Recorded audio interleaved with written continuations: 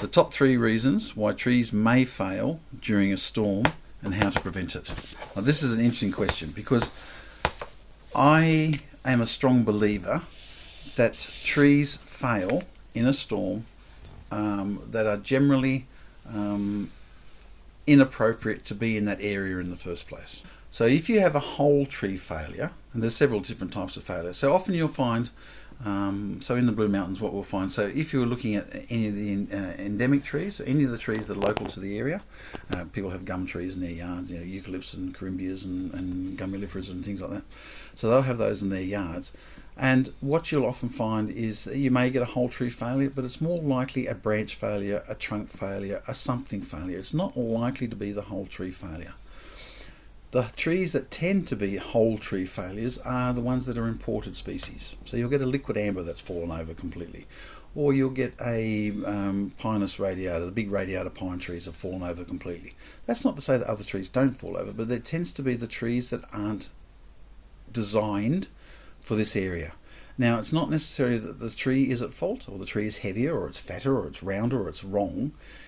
I believe it's the marriage between the soils and the soil structure and the tree itself. So if you were to look out over a forest, so if you look out over the bush, and just native bush, just go anywhere and have a look at the native bush that's been undisturbed, you'll find generally the trees are all much the same height.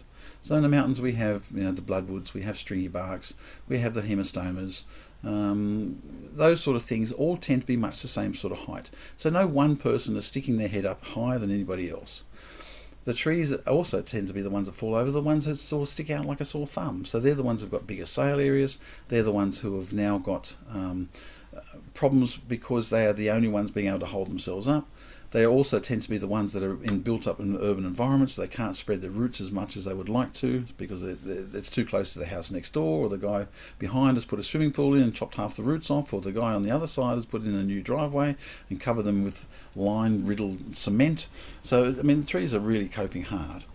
So I think that the reason the tree tends to fail is because it's not of that area. So it's not suitable to the soil that has been planted in.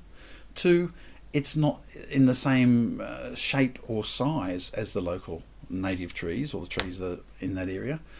And 3 is it may not be used to those forces that are in that area. Some trees are better at coping with wind than others. I mean, one of the interesting examples of an Australian tree, you would look at it would be a silky oak, the Grevillea robusta. It's very rare that you find one that's got a complete head, but I've not ever seen one fall over. So they tend to break at about a third of the way up, 3/4 of the way up, 2/3 of the way up, a third top third comes off, top quarter comes off, more than that they actually fall over. So whether that's a self-pruning technique or self-preservation technique, I don't know, but it seems to work. You don't seem to find them blown over. So interesting question. I like that one.